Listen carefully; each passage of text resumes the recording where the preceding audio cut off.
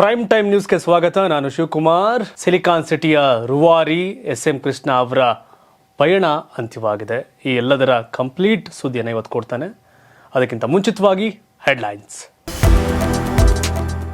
ಬದುಕಿನ ಯಾನ ಮುಗಿಸಿದ ಎಸ್.ಎಂ. ಕೃಷ್ಣ ಸೋಮನಹಳ್ಳಿಯಲ್ಲಿ ಒಕ್ಕಲಿಗ ಸಂಪ್ರದಾಯದಂತೆ ಅಂತ್ಯಕ್ರಿಯೆ. ಸಿದ್ದು, ಡಿಕೆಶಿ ಸೇರಿ ಗಣ್ಯಾತಿ ಗಣ್ಯರಿಂದ ಅಂತಿಮ ನಮನ. ಸಿಎಂ ಸಿದ್ದರಾಮಯ್ಯ ವಯನಾಡು ಪಾಲಿಟಿಕ್ಸ್ 100 ಮನೆ ಕಟ್ಟಿಕೊಡ್ತೀವಿ ಎಂದಿದ್ದಕ್ಕೆ ಬಿಜೆಪಿ ಸಿಟ್ಟು. ಗಾಂಧಿ ಕುಟುಂಬಕ್ಕಾಗಿ ಕೆಲಸ ಮಾಡ್ತಿದ್ದೀರಾ ಅಂತ ತರಾಟೆ. ಮತ್ತೆ ಹೆಚ್ಚಾಯಿತು ಪಂಚಮಸಾಲಿ ಮೀಸಲಾತಿ ಕಿಚ್ಚು. ಪ್ರತಿಭಟನಾಕಾರರ ಮೇಲೆ ಲಾಠಿ ಚಾರ್ಜ್ಗೆ ಆಕ್ರೋಶ. ಸೇಡಿನ ರಾಜಕಾರಣ ಅಂತ ಜನಾರ್ದನ್ ರೆಡ್ಡಿ ಕಿಡಿ. ಇಂಡಿಯಾ ಮೈತ್ರಿಕೂಟದಲ್ಲಿ ನಾಯಕತ್ವ ಚಟಾಪಟಿ. ಮಮತಾ ಬ್ಯಾನರ್ಜಿ ಲೀಡರ್ ಆಗಲೆಂದು ಮಿತ್ರ ಪಕ್ಷಗಳ ಪಟ್ಟು. ದೆಹಲಿ ಎಲೆಕ್ಷನ್ಗೂ ಕಾಂಗ್ರೆಸ್ ಜೊತೆ ಇಲ್ಲ ಆಮ್ ಆದ್ಮಿ ಪಾರ್ಟಿ ಮೈತ್ರಿ. ಪತ್ನಿ ಟಾರ್ಚರ್, ಜೀವ ಬಿಟ್ಟ ಬೆಂಗಳೂರಿನ ಟೆಕ್ಕಿ. ದೇಶಾದ್ಯಂತ ಸದ್ದು ಮಾಡ್ತಿದೆ ಸುಭಾಷ್ ಬರೆದ ಡೆತ್ ನೋಟ್. ಕಾನೂನು ದುರುಪಯೋಗದ ಬಗ್ಗೆ ಸುಪ್ರೀಂನಿಂದಲೂ ಕಳವಳ. ಬದುಕಿನ ಯಾನ ಮುಗಿಸಿದ ಎಸ್.ಎಂ. ಕೃಷ್ಣ, ಸಿದ್ದು, ಡಿಕೆಶಿ ಸೇರಿ ಗಣ್ಯಾತಿ ಗಣ್ಯರ ಅಂತಿಮ ನಮನ. ಮಾಜಿ ಸಿಎಂ, ಮಾಜಿ ರಾಜ್ಯಪಾಲ ಪದ್ಮವಿಭೂಷಣ ಎಸ್.ಎಂ. ಕೃಷ್ಣ ತಮ್ಮ ಬದುಕಿನ ಯಾತ್ರೆ ಮುಗಿಸಿ ಪಂಚಭೂತಗಳಲ್ಲಿ ಲೀನರಾಗಿದ್ದಾರೆ. ತಮ್ಮ ಹುಟ್ಟೂರು ಮದ್ದೂರು ತಾಲೂಕಿನ ಸೋಮನಹಳ್ಳಿಯ ಹೊರ ವಲಯದಲ್ಲಿರೋ ಕೆಫೆ ಕಾಫಿ ಡೇ ಆವರಣದಲ್ಲಿ ಒಕ್ಕಲಿಗ ಸಂಪ್ರದಾಯದಂತೆ ಕುಶಾಲತೊಪ್ಪು ಸಿಡಿಸಿ ಸಕಲ ಸರ್ಕಾರಿ ಗೌರವಗಳೊಂದಿಗೆ ಅಂತ್ಯ ಸಂಸ್ಕಾರ ನೆರವೇರಿಸಲಾಯಿತು. ವೈದಿಕ ಪುರೋಹಿತರಾದ ಭಾನುಪ್ರಕಾಶ್ ಶರ್ಮಾ ಹಾಗೂ 15 ವೈದಿಕರ ತಂಡ ಮಂತ್ರಘೋಷಗಳೊಂದಿಗೆ ಅಂತಿಮ ವಿಧಿವಿಧಾನ ನೆರವೇರಿಸಿದ್ರು. ಎಸ್.ಎಂ. ಕೃಷ್ಣರ ಮೊಮ್ಮಗ ಅಮರ್ತ್ಯ ಹೆಗಡೆ ಚಿತೆಗೆ ಅಗ್ನಿಸ್ಪರ್ಶ ಮಾಡಿದ್ರು. ಅರಣ್ಯ ಇಲಾಖೆ ಚಿತೆಗಾಗಿ 1,000 ಕೆಜಿ ಶ್ರೀಗಂಧದ ಕಟ್ಟಿಗೆಯನ್ನ ಪೂರೈಸಿತ್ತು. ಅಂತ್ಯಕ್ರಿಯೆ ವೇಳೆ CM Siddaramaiah, DCM DK Shivakumar, ಕೇಂದ್ರ ಸಚಿವರಾದ ಪ್ರಹ್ಲಾದ್ ಜೋಶಿ, ಎಚ್.ಡಿ. ಕುಮಾರಸ್ವಾಮಿ, ಮಾಜಿ ಸಿಎಂ ಬಿಎಸ್ ಯಡಿಯೂರಪ್ಪ, ಬಸವರಾಜ ಬೊಮ್ಮಾಯಿ, ವಿಪಕ್ಷ ನಾಯಕರಾದ ಆರ್ ಅಶೋಕ್, ಬಿಜೆಪಿ ರಾಜ್ಯಾಧ್ಯಕ್ಷ ವಿಜಯೇಂದ್ರ ಸೇರಿದಂತೆ ಹಲವು ಸಚಿವರು, ಶಾಸಕರು, ಸಂಸದರು, ಮಾಜಿ ಶಾಸಕರು ಹಾಗೆ ಹಲವು ಮಠಗಳ ಪ್ರಮುಖ ಪೀಠಾಧಿಪತಿಗಳು ಕೂಡ ಹಾಜರಿದ್ದು ಅಂತಿಮ ನಮನವನ್ನ ಸಲ್ಲಿಸಿದ್ರು. ಸಿಎಂ ಸಿದ್ದು ವಯನಾಡು ಪ್ರೀತಿ, ಗುಲಾಮಗಿರಿ ಸಂಕೇತ ಎಂದ ಬಿಜೆಪಿ. ಕೇರಳದಲ್ಲಿ ರಾಹುಲ್ ಗಾಂಧಿ ಪ್ರತಿನಿಧಿಸಿದ್ದ ಕ್ಷೇತ್ರ ಹಾಗೆ ಪ್ರಿಯಾಂಕಾ ಗಾಂಧಿ ಹಾಲಿ ಸಂಸದೆಯಾಗಿರುವ ಕ್ಷೇತ್ರದಲ್ಲಿ ಈ ಹಿಂದೆ ಭೂಕುಸಿತ ಸಂಭವಿಸಿತ್ತು. 100 ಮನೆಗಳು ಹಾನಿಯಾಗಿದ್ವು. ಈಗ ಕರ್ನಾಟಕ ಸಿಎಂ ಕೇರಳದ ವಯನಾಡಿನಲ್ಲಿ ಸಂತ್ರಸ್ತ ಕುಟುಂಬಗಳಿಗೆ 100 ಮನೆಗಳನ್ನ ನಿರ್ಮಿಸಲು ತಮ್ಮ ಸರ್ಕಾರ ಭೂಮಿ ಕೊಡಿ ಅಂತ ಪತ್ರ ಬರೆದಿದ್ರು. ಇದು ವಿಪಕ್ಷಗಳ ಕೈಗೆ ದೊಡ್ಡ ಅಸ್ತ್ರ ಸಿಕ್ಕಂತಾಗಿದೆ. ಸಿದ್ದರಾಮಯ್ಯ ಅವರು ರಾಜ್ಯದ ಜನರಿಗಾಗಿ ಕೆಲಸ ಮಾಡ್ತಿದ್ದೀರಾ, ಇಲ್ಲ ಗಾಂಧಿ ಕುಟುಂಬಕ್ಕಾಗಿ ಕೆಲಸ ಮಾಡ್ತಿದ್ದೀರಾ ಅಂತ ಬಿಜೆಪಿ ರಾಜ್ಯಾಧ್ಯಕ್ಷ ವಿಜಯೇಂದ್ರ ವಾಗ್ದಾಳಿ ನಡೆಸಿದ್ದಾರೆ. ರಾಜ್ಯದಲ್ಲೇ ಮೂಲಭೂತ ಸಮಸ್ಯೆಗಳು ತಾಂಡವವಾಡ್ತಿರುವಾಗ ಗಾಂಧಿ ಕುಟುಂಬದ ಹಾಗೆ ರಾಜಕೀಯ ಓಲೈಕೆಗಾಗಿ ಕೇರಳದಲ್ಲಿ ಮನೆ ಕಟ್ಟಿಕೊಡೋಕೆ ಮುಂದಾಗಿದ್ದಾರೆ ಅಂತ ಕಿಡಿಕಾರಿದ್ದಾರೆ. ಸಿದ್ದರಾಮಯ್ಯನವರ ವಯನಾಡು ಕಳಕಳಿ ಗುಲಾಮಗಿರಿಯ ಸಂಕೇತ ಅಂತ ಸಿ.ಟಿ. ರವಿ ವಾಗ್ದಾಳಿ ನಡೆಸಿದ್ದಾರೆ. ಕರ್ನಾಟಕದ ಜನರಿಗೆ ಬಹಳಷ್ಟು ಸಮಸ್ಯೆಯಾಗಿರುವ ಸನ್ನಿವೇಶದಲ್ಲಿ ಕರ್ನಾಟಕ ಸರ್ಕಾರ ತಮಿಳುನಾಡಿನ ಜನರ ಸಮಸ್ಯೆಗೆ ಮಿಡಿತಿರ್ತಕ್ಕಂಥದ್ದು ಕರ್ನಾಟಕದಲ್ಲಿನ ಒಂದಷ್ಟು ಜನರನ್ನ ಕೆರಳಿಸಿದೆ. ಮೊದಲು ಕರ್ನಾಟಕದ ಸಮಸ್ಯೆಗಳನ್ನ ಪರಿಹಾರ ಮಾಡಿ ಆಮೇಲೆ ರಾಹುಲ್ ಗಾಂಧಿ, ಪ್ರಿಯಾಂಕಾ ಗಾಂಧಿ ಅವರ ಕ್ಷೇತ್ರವನ್ನು ನೋಡಿ ಅನ್ನೋದು ಬಿಜೆಪಿಗರ ಸವಾಲು, ಸಲಹೆ, ಟೀಕೆ ಎಲ್ಲವೂ ಆಗಿದೆ.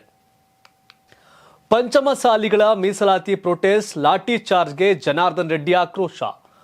ಹಲವು ವರ್ಷಗಳಿಂದ ನಡೀತಿರುವ ಪಂಚಮಸಾಲಿ ಮೀಸಲಾತಿ ಕಿಚ್ಚು ಈಗ ಇನ್ನಷ್ಟು ತೀವ್ರಗೊಂಡಿದೆ. ಬೆಳಗಾವಿ ಅಧಿವೇಶನದ ವೇಳೆಯೇ ಪಂಚಮಸಾಲಿ ಮೀಸಲಾತಿ ಹೋರಾಟ ನಡೀತಿದ್ದು ಹಿಂಸಾಚಾರಕ್ಕೆ ತಿರುಗಿದೆ. ಬಸವಜಯ ಮೃತ್ಯುಂಜಯ ಸ್ವಾಮೀಜಿ ಅವರ ನೇತೃತ್ವದಲ್ಲಿ ಪ್ರತಿಭಟನೆ ಮಾಡುವಾಗ ಪೊಲೀಸರು ಲಾಠಿ ಚಾರ್ಜ್ ಮಾಡಿದ್ದಾರೆ. ಇನ್ನು ಸರ್ಕಾರದ ಈ ನಡೆ ವಿಪಕ್ಷಗಳನ್ನ ಕೆರಳಿಸಿದೆ.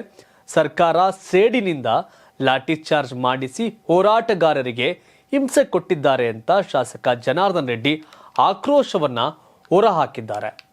ಇದೆಲ್ಲದರ ನಡುವೆ ಯತ್ನಾಳ್ ಹಾಗೆ ಅರವಿಂದ್ ಬೆಲ್ಲದ್ ಸೇರಿದಂತೆ ಪಂಚಮಸಾಲಿ ನಾಯಕರು ಸರ್ಕಾರದ ಈ ನಡೆ ವಿರುದ್ಧ, ಪೊಲೀಸರ ಕ್ರಮದ ವಿರುದ್ಧ ಆಕ್ರೋಶವನ್ನ ಹೊರಹಾಕಿದ್ದಾರೆ. ಈ ಹೋರಾಟ ಈ ಸರ್ಕಾರವನ್ನೇ ಬೀಳಿಸ್ತೀವಿ, ನೆಕ್ಸ್ಟ್ ಸರ್ಕಾರ ಬದಲಿಸ್ತೀವಿ ಅನ್ನೋ ರೀತಿಯ ಹೇಳಿಕೆಗಳಿಗೆ ಕಾರಣ ಆಗಿದೆ. ಅದು ಎಷ್ಟರ ಮಟ್ಟಿಗೆ ಸಾಧ್ಯ ಆಗುತ್ತೆ ಅನ್ನೋದನ್ನ ಮುಂದೆ ಕಾದು ನೋಡಬೇಕಾಗಿದೆ. ಇಂಡಿಯಾ ಮೈತ್ರಿಕೂಟದಲ್ಲಿ ನಾಯಕತ್ವ ಚಟಾಪಟಿ, ಮಮತಾ ಬ್ಯಾನರ್ಜಿ ಆಗ್ತಾರಾ ಲೀಡರ್? ಐಎನ್ಡಿಎ ಮೈತ್ರಿಕೂಟದಲ್ಲಿ ನಾಯಕತ್ವ ಜಟಾಪಟಿ ಶುರುವಾಗಿದೆ. ಇಂಡಿಯಾ ಮೈತ್ರಿಕೂಟವನ್ನ ಮಮತಾ ಬ್ಯಾನರ್ಜಿ ಮುನ್ನಡೆಸಬೇಕು ಅನ್ನೋ ಕೂಗೆದ್ದಿದೆ. ಈ ಹಿಂದೆಯೇ ಮಮತಾ ಬ್ಯಾನರ್ಜಿ ಇಂಡಿಯಾ ಒಕ್ಕೂಟ ಮುನ್ನಡೆಸುವ ಇಚ್ಛೆಯನ್ನ ಹೊಂದಿದ್ದೀನಿ ಅಂತ ಹೇಳಿದ್ರು. ಈಗ ಮಮತಾ ಪರ ಬೆಂಬಲ ವ್ಯಕ್ತವಾಗ್ತಾ ಇದೆ. ಎನ್ಸಿಪಿ ನಾಯಕ ಶರದ್ ಪವಾರ್ ಕೂಡ ಮಮತಾ ನಾಯಕತ್ವಕ್ಕೆ ಬೆಂಬಲ ಸೂಚಿಸಿದ್ದಾರೆ. ಇಂಡಿಯಾ ಮೈತ್ರಿಕೂಟದಲ್ಲೇ ಇಲ್ಲದ ವೈಎಸ್ಆರ್ ಕಾಂಗ್ರೆಸ್ ಕೂಡ ಈಗ ಮಮತಾ ಬ್ಯಾನರ್ಜಿ ನಾಯಕಿಯಾಗಲಿ ಅಂತ ಹೇಳಿಕೆಯನ್ನು ಕೊಟ್ಟಿದೆ. ಈ ಮೂಲಕ ರಾಹುಲ್ ಗಾಂಧಿಯ ನಾಯಕತ್ವಕ್ಕೆ INDA ಮೈತ್ರಿಕೂಟದ ಪಕ್ಷಗಳು ವಿರೋಧವನ್ನು ವ್ಯಕ್ತಪಡಿಸಿದೆ. ಹಾಗೆ ನೋಡಿದ್ರೆ TMC ಆಗ್ಬೋದು, ಶರದ್ ಪವಾರ್ ನೇತೃತ್ವದ NCP ಆಗ್ಬೋದು, ಹಾಗೆ INDA ಮೈತ್ರಿಕೂಟದಲ್ಲಿ ಇಲ್ಲದ YSRCP ಕಾಂಗ್ರೆಸ್ನ ಹೇಳಿಕೆಗಳು ರಾಹುಲ್ ಗಾಂಧಿಗೆ ಭಾರೀ ಮುಜುಗರವನ್ನ ತಂದಿಟ್ಟಿದೆ. ಇದನ್ನ ಸೋನಿಯಾ ಗಾಂಧಿ ಅವರು ಯಾವ ರೀತಿ ಹ್ಯಾಂಡಲ್ ಮಾಡ್ತಾರೆ ಅನ್ನೋದನ್ನ ಕಾದ್ ನೋಡಬೇಕು. ಮಮತಾ ಬ್ಯಾನರ್ಜಿ ಬದಲಾಗಿ ಪ್ರಿಯಾಂಕಾ ಗಾಂಧಿ ಅವ್ರನ್ನ INDA ಮೈತ್ರಿಕೂಟದ ನಾಯಕ ಆಗಿ ಘೋಷಣೆ ಮಾಡ್ತಾರಾ? ಈ ಮೂಲಕ ಈ ರೀತಿಯ ಬದಲಾವಣೆಗಳನ್ನ ಮಾಡಿದ್ರೆ ರಾಹುಲ್ ಗಾಂಧಿಗೆ ಪಕ್ಷದಲ್ಲಿ ಮುಜುಗರ ಆಗತ್ತೆ ಅನ್ನೋ ಕಾರಣಕ್ಕೆ ಇನ್ಯಾವ ರೀತಿಯ ಸ್ಟೆಪ್ ಅನ್ನು ತೆಗೆದುಕೊಳ್ತಾರೆ ಅನ್ನೋದು ಬಹಳಷ್ಟು ಚರ್ಚೆಗೆ ಕಾರಣ ಆಗಿದೆ. ಕಾಂಗ್ರೆಸ್ಗೆ ಶಾಕ್ ಕೊಟ್ಟ ಆಮ್ ಆದ್ಮಿ, ಬೆಂಬಲ ಬೇಕಿಲ್ಲ ಎಂದ ಕೇಜ್ರಿವಾಲ್. ದೆಹಲಿ ವಿಧಾನಸಭಾ ಚುನಾವಣೆಗೆ ಇನ್ನು 2 ತಿಂಗಳಷ್ಟೇ ಬಾಕಿ ಇದೆ. ಆದರೆ ಚುನಾವಣೆ ಘೋಷಣೆಗೂ ಮುನ್ನವೇ ಕಾಂಗ್ರೆಸ್ಗೆ Aam Aadmi party big shock ಕೊಟ್ಟಿದೆ. ಮುಂಚಿನ ಎಲೆಕ್ಷನ್ ನಲ್ಲಿ ಆಮ್ ಆದ್ಮಿ ಪಕ್ಷ ತನ್ನ ಸ್ವಂತ ಬಲದಲ್ಲಿ ಸ್ಪರ್ಧಿಸುತ್ತೆ. ಮುಂದಿನ ಎಲೆಕ್ಷನ್ ನಲ್ಲಿ ಕಾಂಗ್ರೆಸ್ ಜೊತೆ ಯಾವುದೇ ಮೈತ್ರಿ ಮಾಡಿಕೊಳ್ಳೋದಿಲ್ಲ ಅಂತ ಅರವಿಂದ್ ಕೇಜ್ರಿವಾಲ್ ಸ್ಪಷ್ಟಪಡಿಸಿದ್ದಾರೆ. ಕಾಂಗ್ರೆಸ್ ಜೊತೆ ಆಪ್ ಈ ಬಾರಿ ಮೈತ್ರಿ ಮಾಡಿಕೊಳ್ಳುತ್ತೆ ಅನ್ನೋ ಊಹಾಪೋಹಗಳಿಗೆ ಈ ಮೂಲಕ ಮಾಜಿ ಸಿಎಂ ಕೇಜ್ರಿವಾಲ್ ತೆರೆ ಎಳೆದಿದ್ದಾರೆ. ದೆಹಲಿಯ ಒಟ್ಟು 70 ಸ್ಥಾನಗಳಿದ್ದು ಕಳೆದ ವಿಧಾನಸಭೆ ಚುನಾವಣೆಯಲ್ಲಿ ಆಮ್ ಆದ್ಮಿ ಪಕ್ಷ ಬರೋಬ್ಬರಿ 62 ಸೀಟ್ ಗೆದ್ದಿದ್ದು ಬಿಜೆಪಿ 8ರಲ್ಲಿ ಗೆದ್ದಿದ್ರೆ ಕಾಂಗ್ರೆಸ್ ಒಂದೇ ಒಂದು ಸ್ಥಾನವನ್ನ ಗೆದ್ದಿರಲಿಲ್ಲ. ಈ ಬಾರಿಯೂ ಕಾಂಗ್ರೆಸ್ ಬೆಂಬಲದ ಅವಶ್ಯಕತೆ ಇಲ್ಲ ಅಂತ ಮಾಜಿ ಸಿಎಂ ಕೇಜ್ರಿವಾಲ್ ಹೇಳಿದ್ದಾರೆ. ಈ ಮೂಲಕ INDA ಮೈತ್ರಿಕೂಟದ ಚುನಾವಣಾ ಸ್ಪರ್ಧೆ ಮಾಡಬೇಕು ಅಂತಿತ್ತಲ್ಲ, ಬಿಜೆಪಿನ ಸೋಲಿಸಬೇಕು ಅನ್ನೋದಿತ್ತಲ್ಲ, ಅದಕ್ಕೆ ಎಳ್ಳು ನೀರನ್ನ ಬಿಟ್ಟಿದ್ದಾರೆ ಕೇಜ್ರಿವಾಲ್ ಅಂತ ಹೇಳಲಾಗ್ತದೆ. ಆಮ್ ಆದ್ಮಿ ಪಾರ್ಟಿ ಅವರಿಗೆ ವಿಷಯ ಏನು ಅಂದ್ರೆ, ವಿತೌಟ್ ಕಾಂಗ್ರೆಸ್ ನಾವು ಈ ಹಿಂದಿನ ಎಲೆಕ್ಷನ್ ಅಲ್ಲಿ 62 ಸ್ಥಾನ ಗೆದ್ದಿದ್ವಿ. ಅದರ ಹಿಂದಿನ ಎಲೆಕ್ಷನ್ ನಲ್ಲಿ ಅಂದ್ರೆ 2015ರ ಚುನಾವಣೆಯಲ್ಲಿ 67 ಸ್ಥಾನವನ್ನ ಗೆದ್ದಿದ್ವಿ. ಬಿಜೆಪಿ 3, 67 ಆಮ್ ಆದ್ಮಿ ಪಾರ್ಟಿ 2015ರಲ್ಲಿ. 2020ಕ್ಕೆ ಬಂದಾಗ ಆಮ್ ಆದ್ಮಿ ಪಾರ್ಟಿ 62, ಬಿಜೆಪಿ 8, ಕಾಂಗ್ರೆಸ್ 0. ಕಾಂಗ್ರೆಸ್ಸೇ ಅವಶ್ಯಕತೆ ಇಲ್ಲ ನಮ್ಮ ಮೈತ್ರಿಕೂಟಗನ್ನ, ನಮ್ಮ ಈ ಚುನಾವಣೆಗೆ ಅನ್ನೋ ದಾಟಿ ಹೇಳಿಕೆಗಳನ್ನ ಕೇಜ್ರಿವಾಲ್ ಕೊಡ್ತಿದ್ದಾರೆ. ಈ ಮೂಲಕ INDAಗೆ ಅಂದ್ರೆ ಕಾಂಗ್ರೆಸ್ ನಾಯಕರಿಗೆ ಕೇಜ್ರಿವಾಲ್ ಶಾಕ್ ಕೊಟ್ಟಿದ್ದಾರೆ ಅಂತ ಹೇಳ್ಬೋದು. ಜಗದೀಪ್ ಧನ್ಕರ್ಗೆ ಸಂಕಷ್ಟ, ಪ್ರಜಾಪ್ರಭುತ್ವದ ಕಗ್ಗೊಲೆಯಿಂದ ವಿಪಕ್ಷ. ಮೋದಿ ಸರ್ಕಾರದಲ್ಲಿ ಪ್ರಜಾಪ್ರಭುತ್ವದ ಕಗ್ಗೊಲೆ ಆಗ್ತಿದೆ ಅಂತ ಕಾಂಗ್ರೆಸ್ ಸೇರಿ ವಿಪಕ್ಷಗಳು ಆರೋಪವನ್ನ ಮಾಡಿವೆ.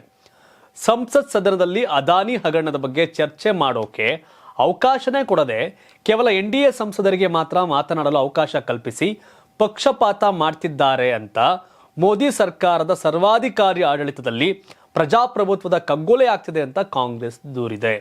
ಹಾಗೆ ಉಪರಾಷ್ಟ್ರಪತಿ, ರಾಜ್ಯಸಭಾ ಸಭಾಪತಿ ಜಗದೀಪ್ ಧನ್ಕರ್ ಅವರು ಪಕ್ಷಪಾತ ಧೋರಣೆ ಅನುಸರಿಸಿದ್ದಾರೆ ಅಂತ ಆರೋಪಿಸಿ ಇಂಡಿಯಾ ಮೈತ್ರಿಕೂಟ ಧನ್ಕರ್ ವಿರುದ್ಧ ಅವಿಶ್ವಾಸ ನಿರ್ಣಯ ನೋಟಿಸ್ ನೀಡಿದೆ. ರಾಜ್ಯಸಭಾ ಅಧ್ಯಕ್ಷರ ಕಾರ್ಯವೈಖರಿ ಅವರ ಸ್ಥಾನದ ಘನತೆಗೆ ವ್ಯತಿರಿಕ್ತವಾಗಿದೆ ಅಂತ ಮಲ್ಲಿಕಾರ್ಜುನ್ ಖರ್ಗೆ ವಾಗ್ದಾಳಿಯನ್ನು ನಡೆಸಿದ್ದಾರೆ. ಈ ರೀತಿಯ ಪ್ರಕರಣ ಅಪರೂಪ. ಈಗ ಉಪರಾಷ್ಟ್ರಪತಿ ಹಾಗೂ ರಾಜ್ಯಸಭೆಯ ಸಭಾಪತಿ ವಿರುದ್ಧ ಈ ರೀತಿಯ ಅವಿಶ್ವಾಸ ನಿರ್ಣಯ ನೋಟಿಸ್ ಕೊಟ್ಟಿದ್ದಾರೆ. ಇದು ಯಾವಂತಕ್ಕೆ ಹೋಗುತ್ತೆ ಅಂತ ಕಾದು ನೋಡಬೇಕು. ಒಟ್ಟಾರೆಯಾಗಿ 3ನೇ ಬಾರಿ ನರೇಂದ್ರ ಮೋದಿ ಅವರ ಸರ್ಕಾರ ಕೇಂದ್ರದಲ್ಲಿದೆ. ಹಾಗಾಗಿ 3 ಬಾರಿಯೂ ಕೂಡ ವಿಪಕ್ಷದಲ್ಲಿ ಕೂತಿರೋ ಕಾಂಗ್ರೆಸ್ ಈಗ ಮತ್ತೊಂದು ರೀತಿಯ ವಾಗ್ದಾಳಿಯನ್ನ NDA ಮೈತ್ರಿಕೂಟದ ವಿರುದ್ಧ ಮುಂದುವರಿಸಿದೆ ಅನ್ನೋದು ಬಿಜೆಪಿ ನಾಯಕರ ಅಭಿಪ್ರಾಯ. ಬಟ್ ಇದೇನಾಗುತ್ತೆ ಅಂತ ಕಾದು ನೋಡಬೇಕು. ರೈಲ್ವೆಯಲ್ಲಿ ಖಾಸಗೀಕರಣ ಇಲ್ಲ, ಸಚಿವ ಅಶ್ವಿನಿ ವೈಷ್ಣವ್ ಸ್ಪಷ್ಟನೆ. ರೈಲ್ವೆ ಕಾನೂನುಗಳಿಗೆ ಕೇಂದ್ರ ಸರ್ಕಾರ ಮಹತ್ವದ ತಿದ್ದುಪಡಿ ತಂದಿದೆ. ಈ ಮಸೂದೆ ಲೋಕಸಭೆಯಲ್ಲಿ ಅಂಗೀಕಾರವಾಗಿದೆ. ಆದರೆ ಈ ಮಸೂದೆ ಭಾರತೀಯ ರೈಲ್ವೆಯನ್ನ ಖಾಸಗೀಕರಣ ಮಾಡೋದಕ್ಕೆ ಅವಕಾಶ ನೀಡೋದಿಲ್ಲ ಅಂತ ಕೇಂದ್ರ ಸರ್ಕಾರ ಸ್ಪಷ್ಟಪಡಿಸಿದೆ. ರೈಲ್ವೆಯನ್ನು ಖಾಸಗೀಕರಣಗೊಳಿಸಲಾಗ್ತಿದೆ ಅನ್ನೋದು ಆರೋಪಗಳು ಕೇಳಿಬಂದಿದ್ದು, ಇದಕ್ಕೆ ರೈಲ್ವೆ ಸಚಿವ ಅಶ್ವಿನಿ ವೈಷ್ಣವ್ ಸ್ಪಷ್ಟನೆಯನ್ನು ಕೊಟ್ಟಿದ್ದಾರೆ. ಖಾಸಗೀಕರಣಗೊಳಿಸಲಾಗುತ್ತೆ ಅನ್ನೋದು ನಕಲಿ ಸುದ್ದಿಯನ್ನ ಹುಟ್ಟು ಹಾಕಲಾಗಿದೆ ಅಂದಿದ್ದಾರೆ. ಹೊಸ ತಿದ್ದುಪಡಿ ಮಸೂದೆ ಪ್ರಕಾರ ಪ್ರಾಥಮಿಕವಾಗಿ ರೈಲ್ವೆ ಮಂಡಳಿಗೆ ಹೆಚ್ಚಿನ ಶಾಸನಬದ್ಧ ಅಧಿಕಾರವನ್ನ ನೀಡಲಿದೆ ಅನ್ನೋದ್ರ ಮೂಲಕ ಖಾಸಗೀಕರಣದ ಆರೋಪವನ್ನ ತಳ್ಳಿ ಹಾಕಿದ್ದಾರೆ. ಪತ್ನಿ ಕಾಟ, ಟೆಕ್ಕಿ ಆತ್ಮಹತ್ಯೆ, ಕಾನೂನು ದುರ್ಬಳಕೆಗೆ ಸುಪ್ರೀಂ ಕೋರ್ಟ್ ಕಳವಳ. ಬೆಂಗಳೂರಲ್ಲಿ ಟೆಕ್ಕಿಯೊಬ್ಬ ಕೌಟುಂಬಿಕ ಕಲಹಕ್ಕೆ ನೊಂದು ಆತ್ಮಹತ್ಯೆಗೆ ಶರಣಾಗಿದ್ದಾರೆ. ಆದರೆ ಅವರು ಬರೆದಿರೋ ಡೆತ್ ನೋಟ್, ಅವರ ಅಂತಿಮ ವಿಡಿಯೋ ಈಗ ಇಡೀ ದೇಶಾದ್ಯಂತ ಸದ್ದು ಮಾಡ್ತಿದೆ. ಉತ್ತರ ಪ್ರದೇಶ ಮೂಲದ 34 ವರ್ಷದ ಸಾಫ್ಟ್ವೇರ್ ಇಂಜಿನಿಯರ್ ಅತುಲ್ ಸುಭಾಷ್ ನಿನ್ನೆ ಆತ್ಮಹತ್ಯೆ ಮಾಡಿಕೊಂಡಿದ್ರು. ಈ ವೇಳೆ ಸುಮಾರು 26 ಪುಟಗಳ ಡೆತ್ ನೋಟ್ ಹಾಗೆ 90 ನಿಮಿಷಗಳ ವಿಡಿಯೋ ಮಾಡಿ ಪತ್ನಿಯಿಂದ ಆದ ದೌರ್ಜನ್ಯದ ಬಗ್ಗೆ ವಿವರಿಸಿದ್ದಾರೆ. ವಿನಾಕಾರಣ ವರದಕ್ಷಿಣೆ ಕಿರುಕುಳ ಸೇರಿ 10ಕ್ಕೂ ಹೆಚ್ಚು ಕೇಸ್ಗಳನ್ನ ಪತ್ನಿ ನಿಖಿತಾ ತನ್ನ ಮೇಲೆ ಹಾಕಿದ್ದು ಕಾನೂನು ದುರುಪಯೋಗ ಆಗ್ತಿದೆ ಅಂತ ಆರೋಪ ಮಾಡಿದ್ದಾರೆ. ಕೇಸ್ ಸೆಟಲ್ ಮಾಡಿಕೊಳ್ಳೋಕೆ 3 ಕೋಟಿ ಹಣಕ್ಕೂ ಡಿಮ್ಯಾಂಡ್ ಮಾಡಿದ್ರಂತೆ. ಅಲ್ಲದೆ ಅತುಲ್ ಸುಭಾಷ್ ಸುಪ್ರೀಂ ಕೋರ್ಟ್ ನ್ಯಾಯಮೂರ್ತಿಗಳಿಗೆ, ರಾಷ್ಟ್ರಪತಿಗಳಿಗೂ ಪತ್ರ ಬರೆದಿದ್ದಾರೆ. ಇದನ್ನ ಗಮನಿಸಿದ ಸುಪ್ರೀಂ ಕೋರ್ಟ್ ವರದಕ್ಷಿಣೆ ಕಿರುಕುಳದ ಕೇಸ್ ದುರುಪಯೋಗ ಆಗ್ತಿರೋ ಬಗ್ಗೆ ಕಳವಳವನ್ನ ವ್ಯಕ್ತಪಡಿಸಿದ್ದಾರೆ. ಇನ್ನು ಪತಿ ಆತ್ಮಹತ್ಯೆಗೆ ಕಾರಣವಾದ ಪತ್ನಿ ನಿಖಿತಾ ವಿರುದ್ಧ ಮಾರತಹಳ್ಳಿ ಠಾಣೆಯಲ್ಲಿ ಎಫ್ಐಆರ್ ದಾಖಲಾಗಿದೆ. ಈ ಒಂದು ಪ್ರಕರಣ ಸುಪ್ರೀಂ ಕೋರ್ಟ್ನಲ್ಲೂ ಕೂಡ ಈ ಒಂದು ವರದಕ್ಷಿಣೆ ಕಿರುಕುಳ ಈ ರೀತಿಯ ಪ್ರಕರಣದ ಬಗ್ಗೆ ಮತ್ತೊಂದು ವರ್ಷನ್ ಆಲೋಚನೆಗೆ ಕಾರಣ ಆಗ್ಬೋದು ಅನ್ನೋದು ಒಂದಷ್ಟು ಜನರ ಅಭಿಪ್ರಾಯ. RBIಗೆ ಹೊಸ ಗವರ್ನರ್ ನೇಮಕ. ಇನ್ಮುಂದೆ ನೋಟ್ನಲ್ಲಿ ಸಂಜಯ್ ಮಲ್ಹೋತ್ರಾ ಸಹಿ. RBI 26ನೇ ಗವರ್ನರ್ ಆಗಿ ಸಂಜಯ್ ಮಲ್ಹೋತ್ರಾ ಅಧಿಕಾರ ಸ್ವೀಕರಿಸಿದ್ದಾರೆ. ಮುಂದಿನ 3 ವರ್ಷಗಳ ಕಾಲ ಸಂಜಯ್ ಮಲ್ಹೋತ್ರಾ ಗವರ್ನರ್ ಆಗಿ ಅಧಿಕಾರ ನಿರ್ವಹಿಸಲಿದ್ದಾರೆ. ಶಕ್ತಿಕಾಂತ್ ದಾಸ್ ಅವರು ಅಧಿಕಾರಾವಧಿ ಡಿಸೆಂಬರ್ 10ಕ್ಕೆ ಕೊನೆಗೊಂಡಿತ್ತು. 2018ರ ಡಿಸೆಂಬರ್ 12ರಂದು ಮಾಜಿ ಗವರ್ನರ್ ಊರ್ಜಿತ್ ಪಟೇಲ್ ಅವರ ಹಠಾತ್ ನಿರ್ಗಮನದ ನಂತರ ಶಕ್ತಿಕಾಂತ್ ದಾಸ್ RBI ಗವರ್ನರ್ ಆಗಿ ನೇಮಕವಾಗಿದ್ದರು. 3 ವರ್ಷ ಅಧಿಕಾರ ಪೂರ್ಣಗೊಳಿಸಿದ ಬಳಿಕವೂ 2ನೇ ಅವಧಿಗೂ ಶಕ್ತಿಕಾಂತ್ ದಾಸ್ ಅವರನ್ನೇ ಮುಂದುವರಿಸಲಾಗಿತ್ತು.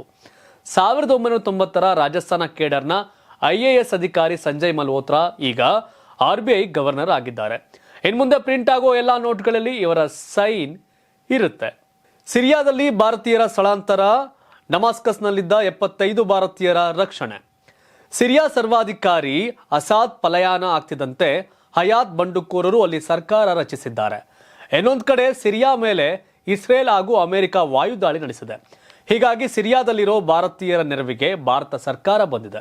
ಕಳೆದ 2 ದಿನಗಳಲ್ಲಿ ಡಮಾಸ್ಕಸ್ ಮತ್ತು ಬೈರುತ್ನಲ್ಲಿರುವ ಭಾರತದ ರಾಯಭಾರ ಕಚೇರಿಗಳು 75 ಭಾರತೀಯರನ್ನ ಸುರಕ್ಷಿತ ಸ್ಥಳಕ್ಕೆ ಸ್ಥಳಾಂತರ ಮಾಡಿದೆ. ಇದರಲ್ಲಿ 44 ಮಂದಿ ಕಾಶ್ಮೀರದ ಯಾತ್ರಾರ್ಥಿಗಳು ಕೂಡ ಇದ್ರು. ಅವರನ್ನ ಈಗ ಲೆಬನಾನ್ ರಾಜಧಾನಿ ಬೈರುತ್ಗೆ ಸುರಕ್ಷಿತವಾಗಿ ಸೇರಿಸಲಾಗಿದೆ. ಇದಿಷ್ಟು ಇಂದಿನ ಪ್ರೈಮ್ ಟೈಮ್ ನ್ಯೂಸ್. ಇದ್ರ ಬಗ್ಗೆ ತಮ್ಮ ಅಭಿಪ್ರಾಯವನ್ನು ಕಾಮೆಂಟ್ ಮಾಡಿ. ಧನ್ಯವಾದ. ಇದು ಕರ್ನಾಟಕ ಟಿವಿ, ಕನ್ನಡಿಗರ ಧ್ವನಿ.